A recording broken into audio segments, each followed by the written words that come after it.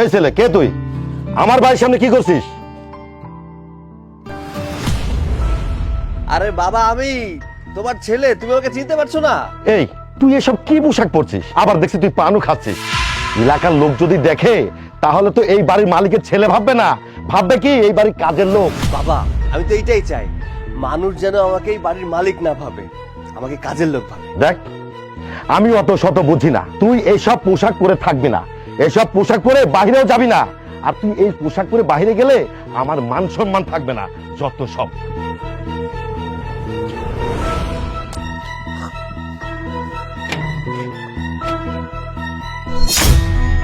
এ কি সৈকত, তোমার এই অবস্থা কেন? তুমি এভাবে দাঁড়িয়ে আছো যে? আরে তুলি, তুমি চলে আসছো, চলো চলো ভেতরে চলো। ওয়েট, একদম আমার ধরার চেষ্টা করবে না। আগে তুমি আমাকে এটা বলো, তুমি এই পোশাকে কেন? তুমি না এই বাড়ির মালিক? বাড়ির মালিক হয়ে তুমি কাজের ছেলের পোশাক পরে আছো, আবার তার মধ্যে তুমি কেমন করে পান খাচ্ছো। ইস, ছি ছি ছি, ঘৃণা লাগতেছে।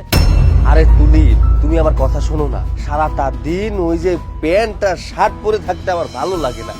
এর জন্য আমাদের এই যে রহিম চাচা, কাজের লোক, উনার কাছ থেকে এই যে লুঙ্গি আর শার্টটার গামছাটা নিচ্ছি। আমার সুন্দর লাগতেছে না? তোমাকে একদমই সুন্দর লাগছে না, একদম কাজের লোকের মতো দেখতে লাগছে।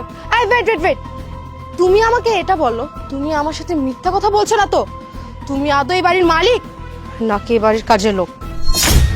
আরে তুমি এসব কি বলছো বলো তো? হ্যাঁ, এই যে লুঙ্গি গামছা আর শার্ট পরলে কি মানুষ কাজের লোক হয়ে যায় নাকি? চুপ কর মিথ্যাবাদী। তুই কি ভেবেছিলিস তুই আমাকে মিথ্যা কথা বলে আমার সাথে প্রেম করে অন্যের বিরাট বাড়ি দেখিয়ে আমাকে বিয়ে করতে চেয়েছিলিস? তুই আমাকে বিয়ের পর সিনেমা কাহিনী শোনাতিস যে তোমাকে পাওয়ার জন্য আমি এসব করেছি। আমি এখন এই মুহূর্তে এখান থেকে চলে যাব। আর আজকে যদি আমি না আসতাম তাহলে তোর এই আসল রূপটা আমি দেখতে পারতাম। তুলি, তুমি আমার গালে থাপ্পড় দিলে? আচ্ছা মানলাম, আমি এই বাড়ির মালিক না, আমি এই বাড়ির কাজের লোক, তাতে কি হয়েছে? তুমি তো আমাকে ভালোবাসো, তাই না?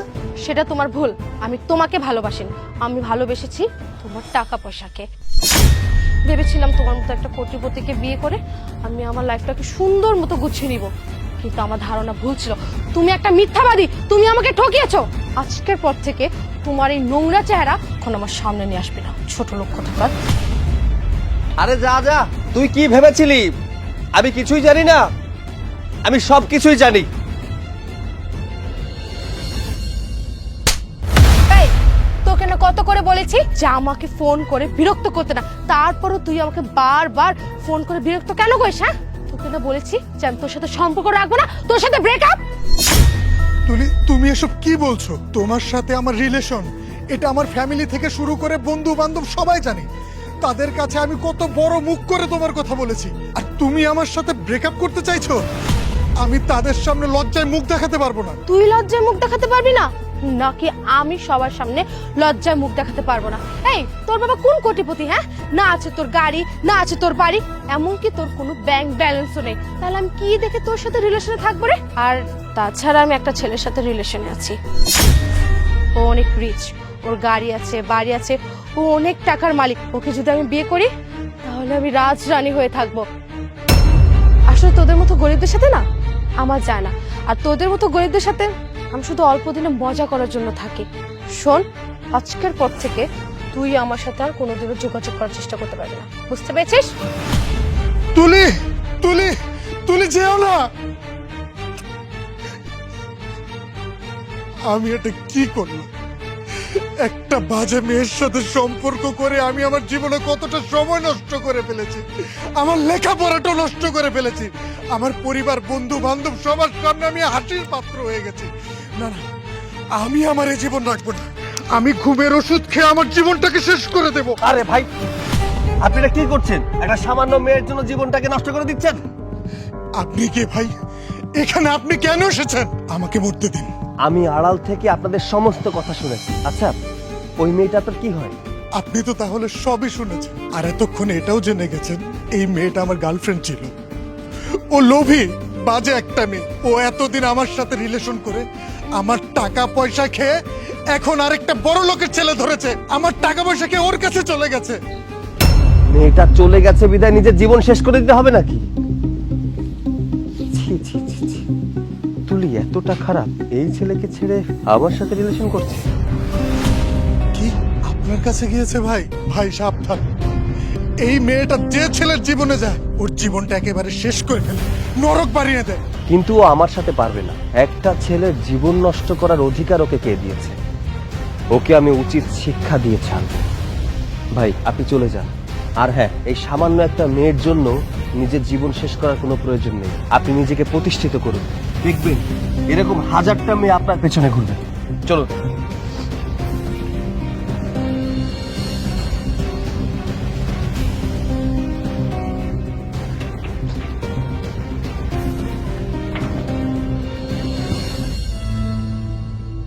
বাবা লকটা খুব। আর বাবা কি হলো, ব্যথা পাওনি তো? আচ্ছা জুতা আমি লাগিয়ে দিচ্ছি। বাহ বাহ বাহ, কি সুন্দর। তা এখন কি বাসা বাড়ি কাজ ছেড়ে মানুষের জুতা পরিষ্কার করে দেওয়ার কাজ নিয়েছিস নাকি? যদিও তোকে এই কাজটা খুব ভালো মানিয়েছে, আর মানানোই কথা, কারণ তোর মতো ফকিনীরা এর থেকে ভালো কোনো কাজ পাবে না। সৈকত, এই মেয়েটা তোর সাথে কথা বলার সাহস পায় কোত্থেকে? এই মেয়ে, তুমি কার সাথে কিভাবে কথা বলছো? আঙ্কেল, আমি ওকে খুব ভালো করে চিনি আর খুব ভালো করেও জানি। ও আসলে একটা বাসা বাড়িতে কাজ করে, একটা বাড়ির কাজের লোক, আর ওর সাথে কেমন ব্যবহার করতে হয় সেটা আমার খুব ভালো করে জানা আছে। এই মেয়ে, দাঁড়াও, ওকে বলতে দাও, বলো। আঙ্কেল, আপনি যদি এই প্রতারকটাকে আপনার বাসার কাজের লোক হিসেবে রেখে থাকেন, তাহলে খুব শীঘ্রই এই ছোট লোকটাকে আপনার বাসা থেকে বের করে দেন। আপনি জানেন না ছোট লোকটা কত বড় প্রতারক, কত বড় মিথ্যাবাদী। ও আমাকে মিথ্যা আশা দিয়ে আমার সাথে মিথ্যা অভিনয় করে সে আমাকে তার পরিচয় দিয়েছিল তার বাবা নাকি অনেক কোটিপতি, তার বাবা নাকি অনেক টাকা পয়সা আছে। আর যখনই ওর কথা শুনে আমি ওর বাড়িতে গিয়েছিলাম, তখন ওর বাড়িতে গিয়ে দেখি ও যে বাড়িতে থাকে সেই বাড়ির কাজের লোক। এই মেয়ে, যেই ছেলেটাকে তুমি ভালোবাসো সে যদি কাজের লোকও হয় তবুও তোমাকে সে ভালোবাসে, আর তুমি তাকে ছেড়ে চলে যাবে আর রাস্তার মধ্যে পেয়ে যা না তাই বলে অপমান করবে? কেমন প্রেমিকা তুমি, হ্যাঁ? আর তোমাদের সময় টাকা পয়সা থেকে ভালোবাসা হয়, আর আমাদের সময় এগুলা ছিল না।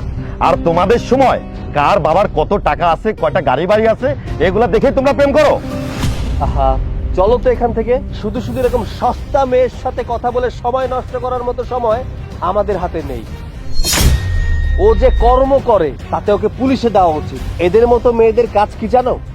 বড় লোকের ছেলেকে ভাঙিয়ে খায়, প্রেমের ফাঁদে ফেলে তাদের কাছ থেকে টাকা পয়সা আত্মসাৎ করে। এর কৃতকর্মের জন্য একে পুলিশে দেওয়া উচিত। আমি ওকে পুলিশেও দেব না, কিছু বলবো না। ও যে কর্ম করছে এই কর্মের ফল ওকে ভবিষ্যতে ভোগ করতে হবে। চলো এখান থেকে।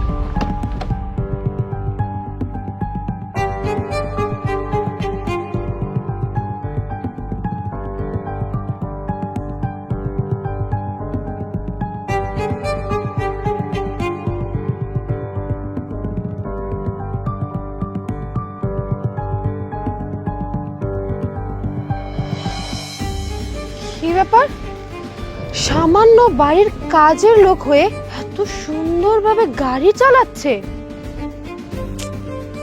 আমার তো মাথা কিছুই কাজ করতেছে না। যাক, আমার আর এসব দেখে সময় নষ্ট করার দরকার নেই। আমি এক কাজ করি, এখন আরেকটা বড় লোক মুরগি দেখে খুঁজে ওর কাছে যাই, পটাই। ইভা ম্যাডাম, বাগান বাড়ির সবকিছু ঠিকঠাক আছে তো? কি যে বলেন না শিপু সাহেব, আমি থাকতে আপনার টেনশন কিসে? সব কিছু ঠিক আছে, টেনশনের কোনো কারণ নেই। আচ্ছা আচ্ছা, না তারপরও অনেকদিন পরে বস আসবে তো তাই জিজ্ঞেস করলাম। আচ্ছা ওই সাইডে, চলো। এই তো স্যার চলে এসেছে।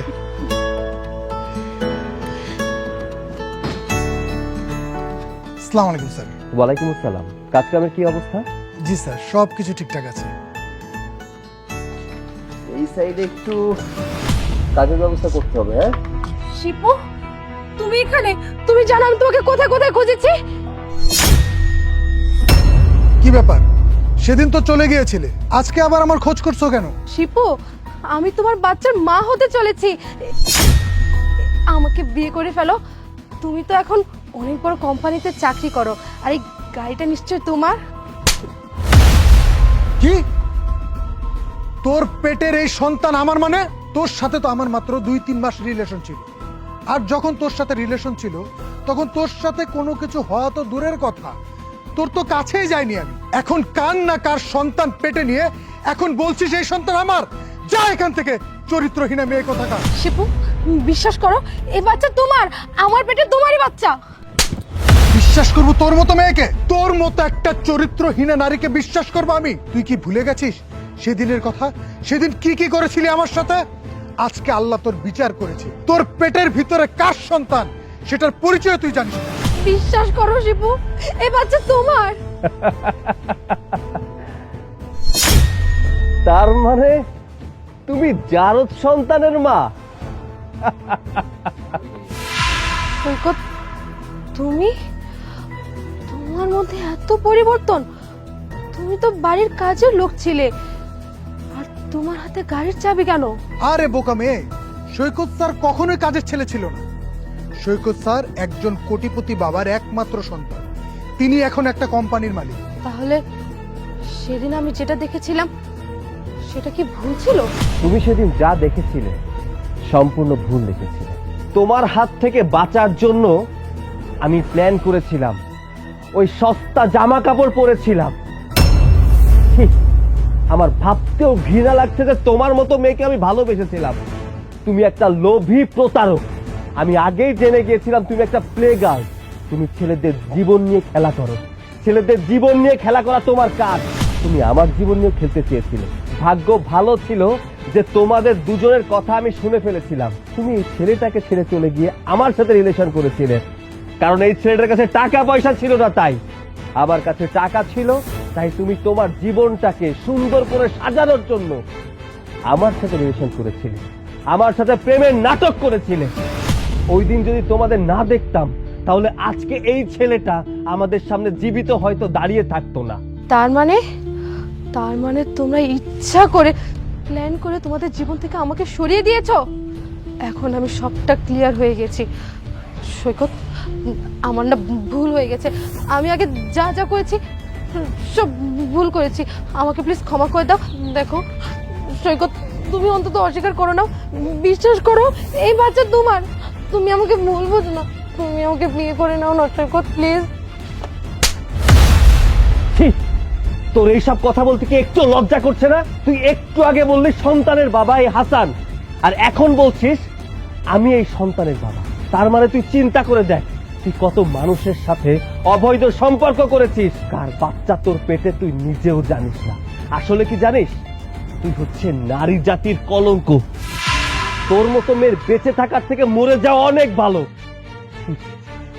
তোর লজ্জা করলো না এইসব কাজ করতে? আরে একটা মেয়ে যে কতটা নিচে নামতে পারে তোকে না দেখলে বুঝতে পারতাম না। টাকার লোভে পড়ে তোর জীবনটা এতটাই নিচে নেমে গেছে, কোনো ছেলের কাছে তোর এক পয়সারও মূল্য নেই। যতদিন বেঁচে থাকবি যার সন্তানের পরিচয় নিয়ে বেঁচে থাকবি। চলো, আমাদের মিটিং এ দেরি হয়ে যাচ্ছে। জি স্যার, চলুন।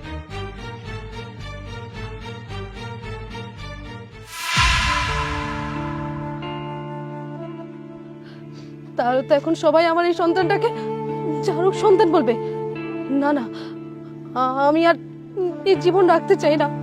এর থেকে ভালো আমি নিজেকে শেষ করে দেব, আমি মরে যাব।